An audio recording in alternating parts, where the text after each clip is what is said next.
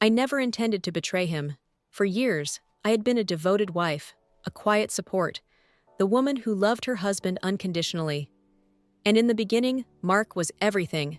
The man with eyes full of fire, hands eager to hold me, lips speaking poetry. He was my love, my dream, my home. But time is a cruel thief.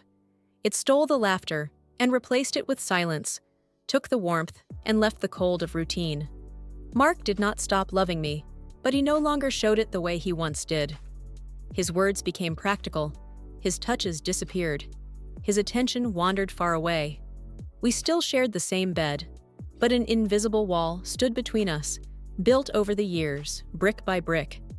I tried to climb over it, but he never met me halfway. Then came Daniel. It wasn't planned, I wasn't looking for it. But when I met him, a coworker, a man with the same boyish smile that Mark once had, with the same energy, the same eager-for-life gaze, I felt something stir inside me. It wasn't just desire, it was memory. It was the echo of who I once was, and of the love Mark had once given me. At first, it was only conversations, words full of laughter, warmth, and the attention I had long forgotten.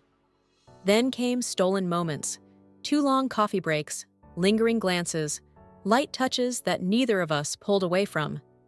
I told myself it meant nothing, but deep down, I knew. I knew it was the beginning of something dangerous. That night, rain poured outside the window. I told Mark I would stay late at work, and he just grumbled in response. No questions, no concern. And so, in the dim light of a hotel room, I lost myself in Daniel's arms, in the heat of touches that reminded me of a love I thought had faded. It wasn't just betrayal, it was rediscovery. Painful, beautiful, a forbidden rebirth of who I once was. In Daniel's presence, I felt desired again, noticed, needed. And yet, when dawn broke and I lay next to him, guilt coiled around my heart like a cold serpent. I returned home that morning, slipped into bed beside my husband, who hadn't even noticed I was gone. And as I stared at the ceiling, I wondered, had he felt the loss of my love long before I dared to give it away? The next morning, I felt like a stranger to myself.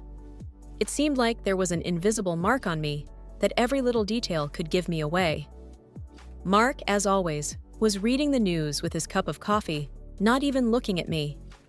But I saw myself in the reflection of the kitchen window, the woman who had changed, but had no one to share this discovery with. I caught myself rereading Daniel's message, short and simple. "How are you?" I didn't know what to reply. Inside, a storm raged. I wanted to be with him, but at the same time, I felt the wall between Mark and me grow even higher, even stronger.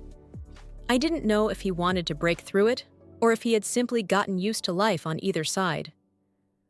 All day, I avoided meeting Mark's gaze. His silence no longer felt empty. It weighed on me. I could feel his presence, but I couldn't feel him anymore. And in the evening, when he finally looked up at me, it seemed like suspicion flickered in his eyes. The night before, my decision was thick and heavy, like a dense fog clouding my thoughts.